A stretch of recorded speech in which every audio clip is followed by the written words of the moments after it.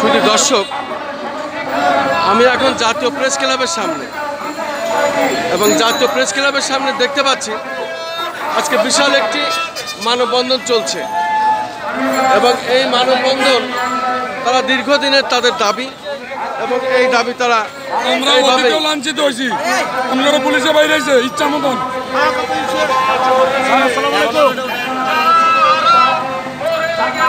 আমরা অতীতেও পুলিশের অত্যাচারে আমরা রাস্তায় থাকতে পারি নাই, আমরা লাঠি চার্জ করছে।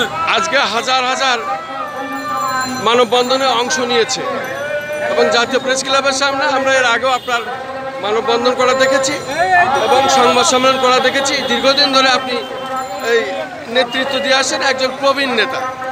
আজকের এই বিষয়টা যদি একটু বলতেন আমাদেরকে, আপনার নাম পরিচয় দিয়ে বলুন। মোহাম্মদ সিদ্দিকুর রহমান, আমি শিক্ষা বর্তমান সম্পাদক এবং কলাম লেখা। সপ্তাহে আজকের দিনে হলো প্রাথমিকের যে দপ্তরিকের এটা আসলে কোনো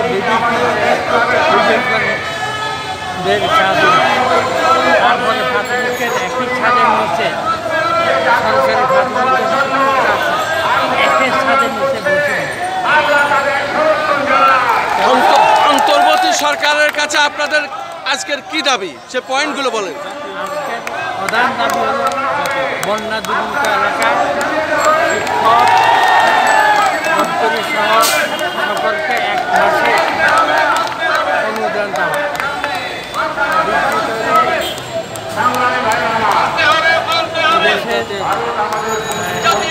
দপ্তরিদের কর্মঘণ্টা বিদ্যালয় সরকারি সময় করা এবং যেহেতু তারা আজকে নতুন সরকারের জন্য নতুন হলো, তাদের অনেকদিন যাবে, দীর্ঘদিন 12 বছর তাদের দাবিটা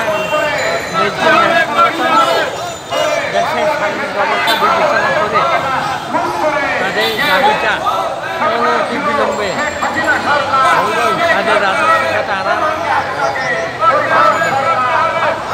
শুধু দর্শক শুনলেন আজকের এই শিক্ষক নেতা, একজন প্রবীণ শিক্ষক নেতা, তার অভিমত আমরা দেখতে পাচ্ছি জাতীয় প্রেস ক্লাবের সামনে। আজকে হাজার হাজার তাদের সব কর্মীরা এখানে এসেছেন এবং সেখানে তারা মুহুর্মুহু স্লোগান দিচ্ছেন তাদের দাবি আদায়ের লক্ষ্যে। অন্তর্বর্তী সরকারের কাছে তাদের মূল দাবিটা তাদের পক্ষে তাদের নেতা তুলে ধরলেন। দাবি